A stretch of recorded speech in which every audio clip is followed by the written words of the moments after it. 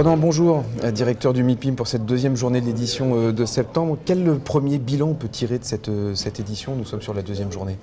Bonjour Gaël, les premières journées denses, il y a eu, malgré toutes les conditions sanitaires que l'on évoquait ou les restrictions de voyage venant des pays en dehors de l'Europe, et on en parlait hier matin, très clairement il y a eu beaucoup de monde à se présenter au Palais des Festivals, beaucoup d'échanges, beaucoup d'interactions, tant sur le pavillon plus français que les pavillons étrangers, donc c'est plutôt une très bonne chose. La journée était majoritairement focusée, en bon français dans le texte, sur l'investissement hier, et effectivement les échanges avec les investisseurs, qu'ils soient institutionnels ou non, ont été très prolixes. Justement, il y a une grande dominante investissement sur le MIPIM, mais il n'y a pas que ça, il y a aussi l'Occupier Summit, les utilisateurs finaux, finalement le client pour qui tout le monde travaille.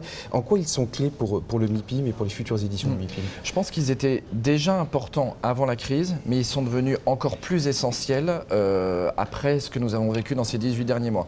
Très clairement, on se rend compte qu'il ne s'agit pas juste d'avoir un projet défini dans le cadre d'un PLU et en trouvant les bons investisseurs. Il faut surtout s'assurer que les utilisateurs finaux, que ce soit des gens qui vont l'occuper en guise de bureau, en guise d'habitation, etc., soient satisfaits de la manière dont c'est aménagé. C'est pas juste aménager l'appartement, si on parle résidentiel, mais c'est le quartier dans sa globalité, la mobilité, la mixité des usages.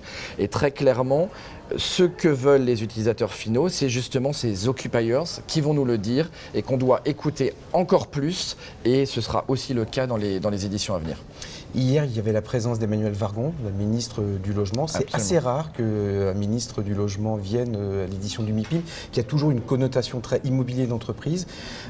Qu'est-ce que cela donne comme message pour le MIPIM ? Déjà, premièrement, c'est pour nous une vraie fierté que d'accueillir une ministre de la République au MIPIM, parce que même si cette édition est une édition resserrée, ça montre toute l'importance que le MIPIM pèse au niveau du territoire français, mais aussi d'un point de vue plus international.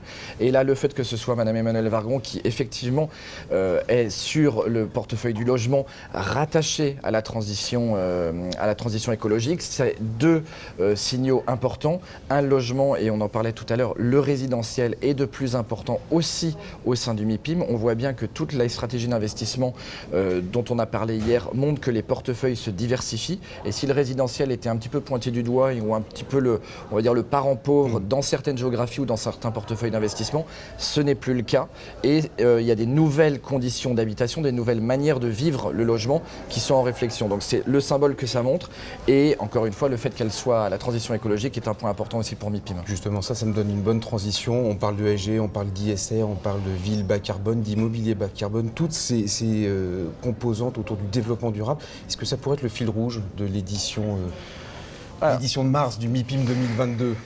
Exact. Alors, est-ce que ce sera la thématique de mars 2022? Vous le découvrirez prochainement.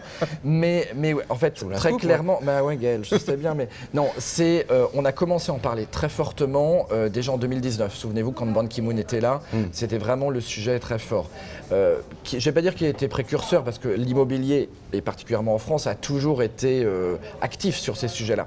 Mais on a voulu que cette édition-là, en septembre, soit vraiment très orientée autour des piliers du développement durable.